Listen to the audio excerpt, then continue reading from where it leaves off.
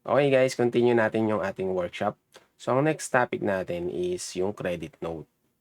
So bago ko ipakita sa inyo kung paano kayo gagawa ng credit note dito sa Kulabida, explain ko muna kung ano yung mga situations na kailangan yung mag-create ng credit note para sa inyong customer or client. So for example, meron kayong na-send na invoice and then sobra yung binayad ng client or gusto nyo i-convert some of the payments, hindi nyo siya mare-refund by cash, i-convert nyo na lang siya sa credit note wherein pwede nyo ma-apply yung credits na yon, yung amount na yon sa upcoming or other invoices niya. So, nangyayari ito usually kapag, yun nga, yung na-invoice and nabayaran na amount is mas mataas kaysa dun sa dapat nabayaran ng client. Pangalawa, pwede rin na kapag, example, may na-damage or under any situation, nagkaroon ng discrepancy doon sa na-provide na item. So, in case na gano'n, kaysa i-re-refund nyo, pwede na convert nyo lang as credits yung amount na yon. Okay? So, tara, pakita ko sa inyo kung paano yung gawin. Okay, so makikita natin dito sa credit note section natin, wala pa siyang entry. So, hindi kasi tayo dito gagawa ng credit note. Para makagawa tayo ng credit note, punta lang tayo sa invoices section natin. Ayan. So, pili tayo dito ng invoice na may concern yung client na yun nga, may discrepancy kunyari yung price. So, take na lang natin tong invoice number 3. Okay, so dito, nagbayad yung client ng 6,500. So, napag-alaman natin na kailangan pala 6,000 lang kunyari yung babayaran niya. So, punta tayo dito sa menu, sa actions. Click nyo yung add credit note. Ayan.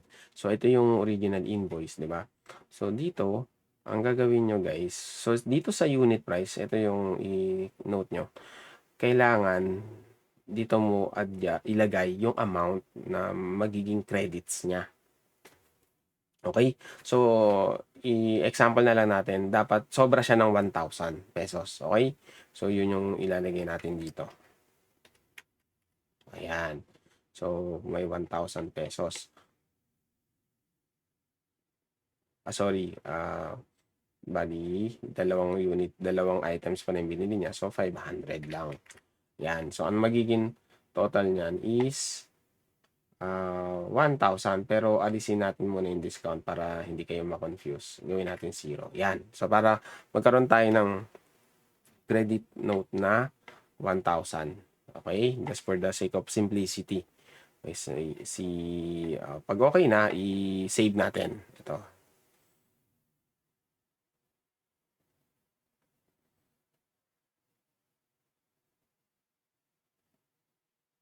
Okay.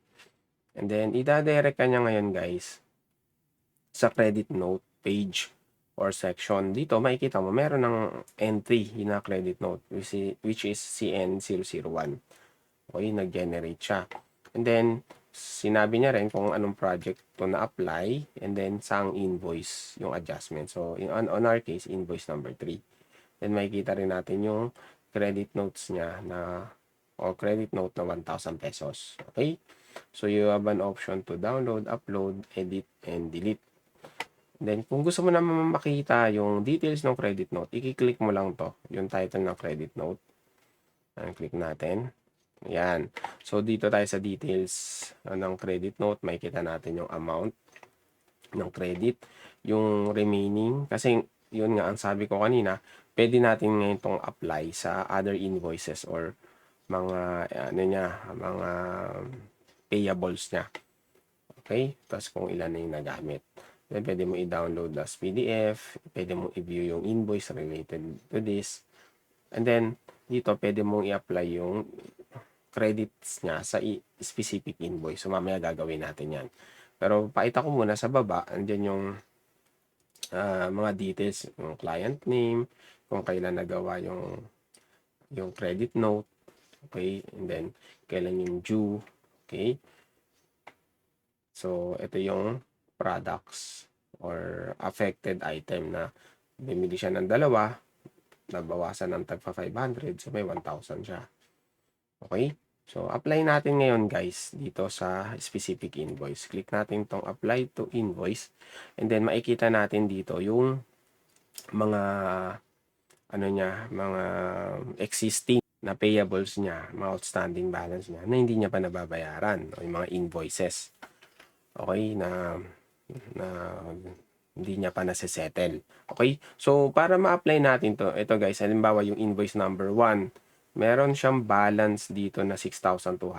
Kita niyo yan. Diba? May balance siyang 6,200.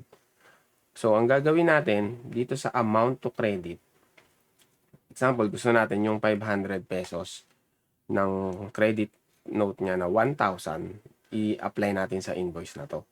Okay? So, click natin tong apply. Ayan. So, magre-refresh ngayon yung credit note page na to. So, 1,000 yung amount niya, 500 na lang yung remaining kasi yung 500 ginamit niya na. Okay, nakita niyo yun? So, ganun nag-a-apply or ganun natin gagamitin yung credit note. Okay? So, move tayo sa next video.